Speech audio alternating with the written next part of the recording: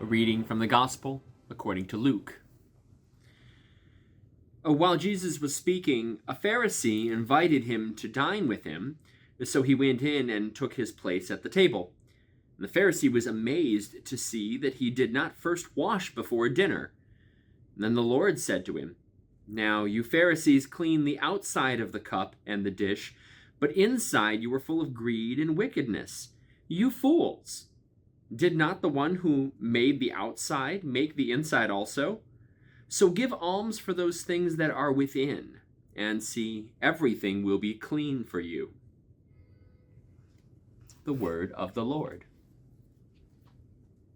So today it's going to be word study day for the sermon of the day, because I think digging into the original text here in the Greek is going to be important for understanding a point about this. Because if you're paying attention, you'll notice that there are quite a few places throughout the Gospels where Jesus calls someone a fool. Here's one of those examples. He's dining with someone, he's dining with a Pharisee. The Pharisee sees that he's not following the ritual tradition as is expected.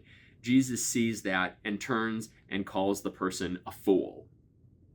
Now, this is important because there is at least one other time in the Gospels, in Matthew chapter 5, where Jesus specifically says that anyone who calls someone a fool will be condemned to a hell of fire. So what's Jesus saying here? Is Jesus simply saying that you don't get to call people a fool, but I get to call people a fool? I don't think that's it. Is this an indication of where the Jesus in Matthew thinks that it's not okay to call people fools, but the Jesus in Luke thinks it is okay? I don't think it's that either. If you go and you look in the original text, in the original Greek, two different words are being used here, and this is instructive for us, because when Jesus is saying, when Jesus is calling the Pharisee a fool in our reading today, he is referring to somebody who is ignorant of a greater truth, ignorant of being the kind of person God wants you to be, and you don't see it. You don't have the knowledge, or you are resisting the knowledge of who God wants you to be. And that's very different than in Matthew chapter 5, when he says, if you call anyone a fool, you'll be condemned to a hell of fire, because the word he's using there is essentially calling a person worthless, garbage. The word for hell that's being used there is Gehenna, which was the burning trash heap outside of Jerusalem. And so if you understand the difference here, this is where this comes in, because what Jesus is essentially saying is, it's okay to point out to someone where they are not living into being the person they are called to be. If they are ignorant of the ways that will draw them closer to God, and you're calling them foolish, right, or engaging in folly, because if they knew the better way, they could learn and they could grow, Jesus seems to be okay with that. What Jesus doesn't seem to be okay with in Matthew is calling somebody worthless or garbage because they don't do things the way you would have them do it.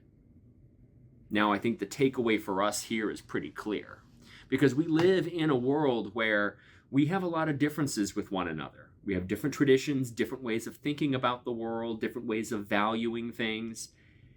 And it's one thing to say we do things differently, and I think there's an opportunity for learning and for growth. And it's another thing altogether to say, you are different from me, therefore you are garbage, you are worthless.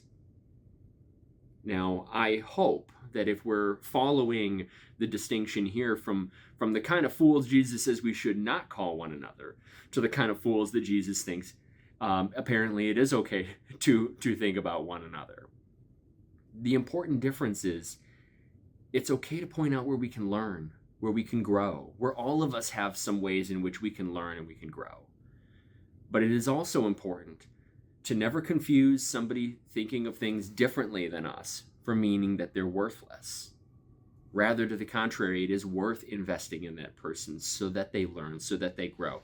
Jesus, in the example of this Pharisee here, wants to teach him an important value about what comes from within, rather than being just superficially on the exterior holy, but to work on the interior.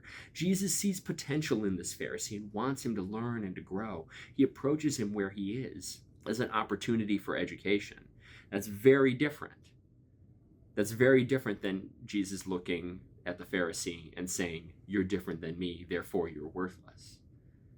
And so I hope we can follow in that same kind of pattern to look at opportunities for difference as opportunities for growth and for learning and for valuing one another.